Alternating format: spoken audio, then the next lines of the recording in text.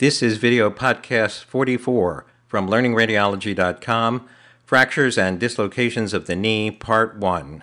Hello, I'm William Herring from Albert Einstein Medical Center in Philadelphia.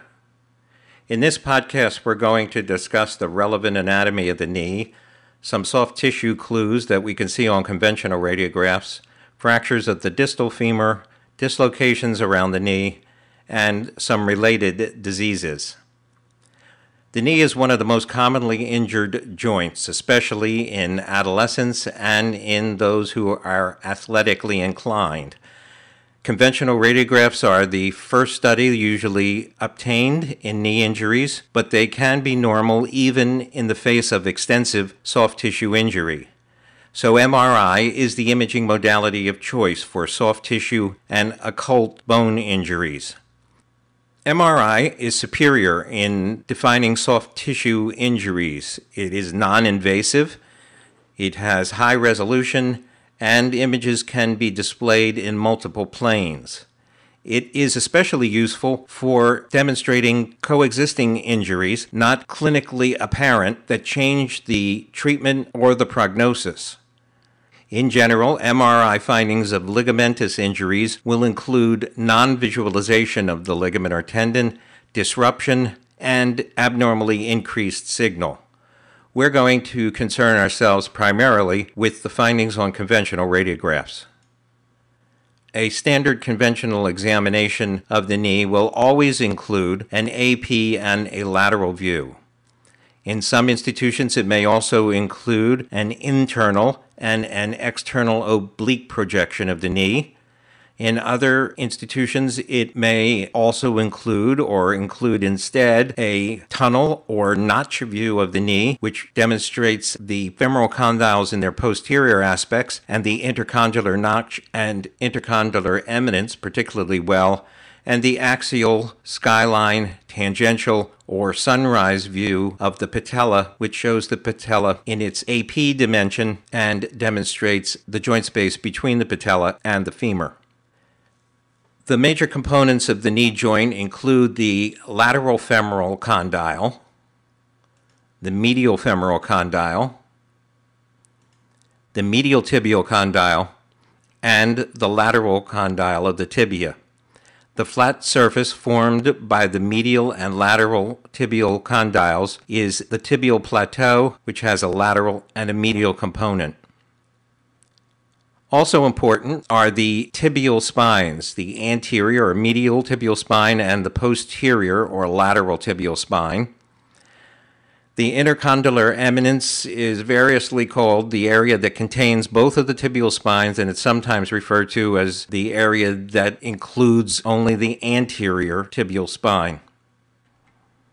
In the lateral projection, the important anatomic considerations are the quadriceps tendon, fat that lies immediately posterior to the quadriceps tendon in the suprapatellar fat, the region of the suprapatellar bursa, which communicates with the joint space, the patella, which develops in the quadriceps tendon and is a sesamoid, the infrapatellar fat pad, called Hoffa's fat pad, the patellar ligament, which inserts on the tibial tuberosity. The major ligaments of the knee include the anterior cruciate ligament, which arises from the lateral femoral condyle and inserts anterior and lateral to the anterior tibial spine. The posterior cruciate ligament, which arises from the medial femoral condyle and inserts posterior to the tibial spines on the posterior tibia.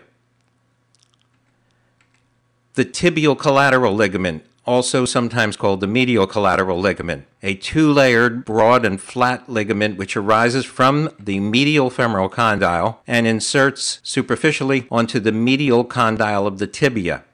The deep fibers of the medial collateral ligament are bound to the articular capsule of the knee medially. And the fibular collateral ligament, also called the lateral collateral ligament, which is a cord-like ligament that arises from the lateral femoral condyle and inserts on the head of the fibula.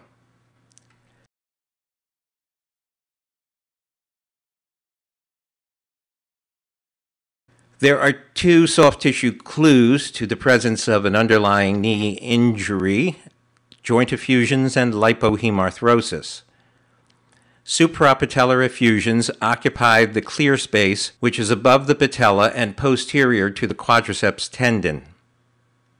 When effusions become large enough, they can actually tilt the superior aspect of the patella forward. This is a normal lateral view of the knee with the diagram next to it. The arrows are pointing to the soft tissue density that represents the quadriceps tendon. Just posterior is the clear space that's formed by the suprapatellar fat. Inferior to the patella is a clear space formed by the infrapatellar fat. This is an example of a suprapatellar effusion. You can see there is a large oval-shaped soft tissue density just above the patella. Top of the patella is tilted forward, and there's actually some infiltration of the infrapatellar fat. This slide demonstrates the difference in appearance between a suprapatellar effusion and a rupture of the quadriceps tendon. On the right, the suprapatellar fat space, in the case of the ruptured quadriceps tendon, tends to remain clear.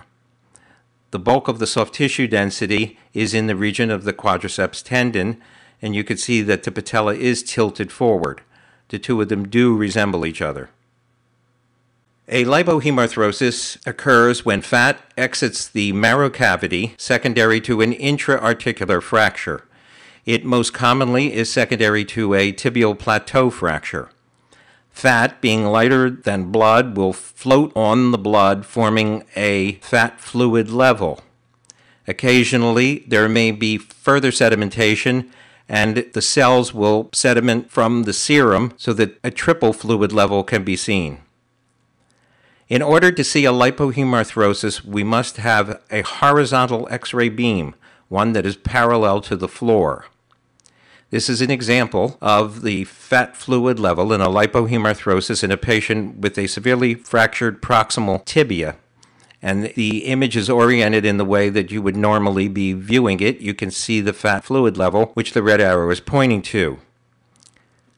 This image shows the actual position of the leg when the exposure was made, with the fat floating above the blood. And this diagram demonstrates how a lipohemarthrosis can be seen by virtue of the X-ray beam being horizontal in nature. The patient is lying on the table, the X-ray tube is on the left, and the cassette is on the right. In order to see that fat fluid level in the knee, the X-ray beam must be horizontal in nature. In fact, to see any air fluid level or any interface, there must be a horizontal X-ray beam. We would not be able to see the lipohemarthrosis as a fluid level if the X-ray beam were vertical in nature. This is a CT scan just above the knee, which shows a triple level. There is fat that is floating above serum, and there is a denser layer of cells present. Fractures of the distal femur can be supracondylar, condylar, or intercondylar. They usually occur as a result of an axial load on a flexed knee, and most commonly occur in motor vehicle accidents and falls. Associated injuries can include ligamentous injuries, especially to the anterior cruciate ligament.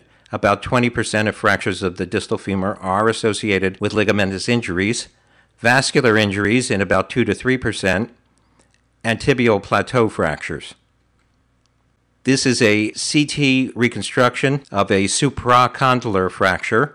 The red arrows are pointing to the diagonal fracture line just above the femoral condyles. This is a frontal radiograph of a patient with a comminuted intercondylar fracture. Not only is there a supracondylar fracture, but the fracture extends between the two condyles into the joint space, so this is an intra-articular fracture. This is a fracture of only one condyle that is seen only on the lateral projection.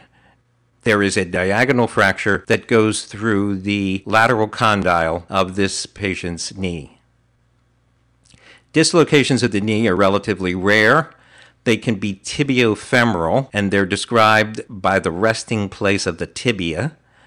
They can also be patellofemoral.